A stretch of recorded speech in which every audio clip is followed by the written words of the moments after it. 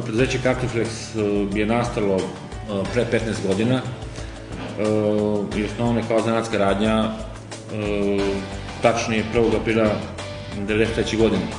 Tako da smo 1. aprila ove godine slavili 15 godina firme, s tim što je ta radnja preregistrovana 2005. godine u preduzeću zbog povećanog obima posla i zbog rejtinga firme.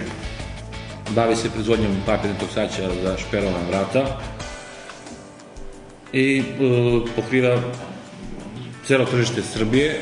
Pokrivamo Makedoniju, Crnu Goru, Bosnu i Hercegovinu. U pregovorima trenutno smo sa Bugarskom, znači još uvijek radimo, ali vršimo pregovorima sa Bugarskom i sa Grčkom.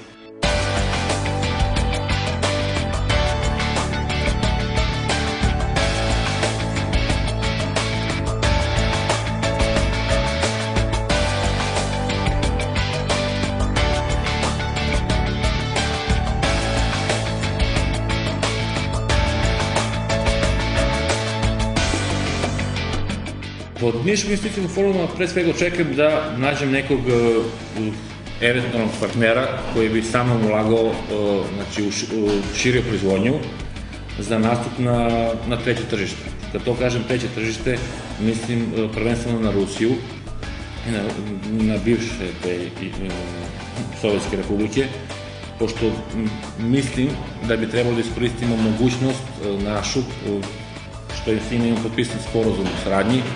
Tako da, na taj način mislim da možemo da privučemo te firme iz Evrope, da u saradnji sa nama nastupe na tržište Rusije koje je sve atraktivnije i atraktivnije.